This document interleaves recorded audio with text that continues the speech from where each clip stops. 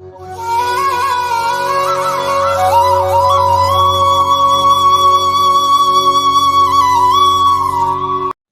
பக்தர்களுக்கு என் அன்பு வணக்கங்கள். ஓம் சாய்ராம்.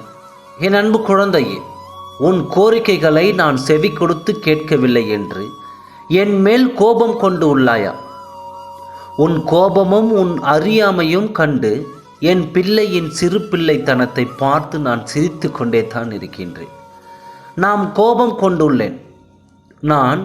கொண்டுள்ளேன். நீங்கள் ஏன் சாயப்பா உங்கள் பிள்ளையை பார்த்து சிரிக்கிறீர்கள் என்று தானே நீ யோசிக்கின்றாய்.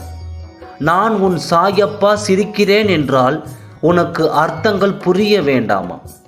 ஏதோ ஒன்றை நீ நினைத்து விரும்பியது ரொம்ப ஆண்டுகள் கழித்து நிறைவேறப் போகிறது என்று சிறிது நேரம் உன்னை புலம்ப விட்டு பார்த்து கொண்டிருந்தேன். அதற்குள் இப்படி சீறுகின்றாயே. ஏன் இந்த குழப்பம்? என்ன நடக்கப் போகிறது? நடப்பவை எல்லாம் உன் காலங்களில் உனக்கு ஏற்றவாறு என்ன வேண்டுமோ அதை உனக்கு நான் தருவேன்.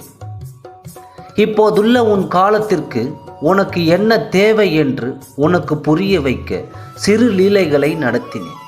நீயும் ஓரளவு புரிந்து கொண்டாய் அல்லவா? அவைகள் கிடைக்கும் நேரம் வந்துவிட்டது. இதைத்தான் உனக்கு நான் உணர்த்துவது. நிகழ்வுகளாய் எனக்கு நீங்கள் சொல்லும் நல்ல வார்த்தைகள் நடக்கவில்லை என்று நீ நினைத்தாயா? அன்றே உனக்கு விளங்க வேண்டாமா நீ அதை பெறப்போகிறாய் என்று? நீ நடந்து செல்கிறாய், அப்போது பசிக்கிறது என்று இருந்தபோது கனி இருக்கும் இடத்தை காட்டுங்கள் என்று என்னிடம் வேண்டுகிறாய். அதை உன் கண்களுக்கு புலப்பட அவற்றுக்கு தேவையான வழிகளை உனக்கு காண்பித்தேன். நீயும் நிறைய தடைகளை தாண்டினாய். இறுதியில் மரத்தை கண்டு கனியையும் கண்டாய்.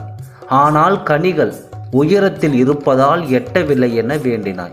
அதை இரு வழியில் உனக்கு தருவதற்கு திட்டமிட்டேன். ஒன்று, அந்த கனியை கீழே விடச் செய்து உன் பசியை தீர்ப்பது என்று.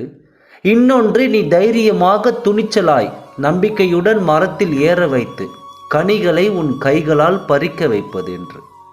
இவற்றில் உனக்கான தைரியம், துணிச்சல், நம்பிக்கை குறைவாக இருந்ததால் அதை அதிகரிக்க உன்னை மரத்தில் ஏற வைத்தேன். நீயும் ஏறினாய். இப்பொழுது விரல் நுனியில் எட்டிவிடும். அதற்காகத்தான்.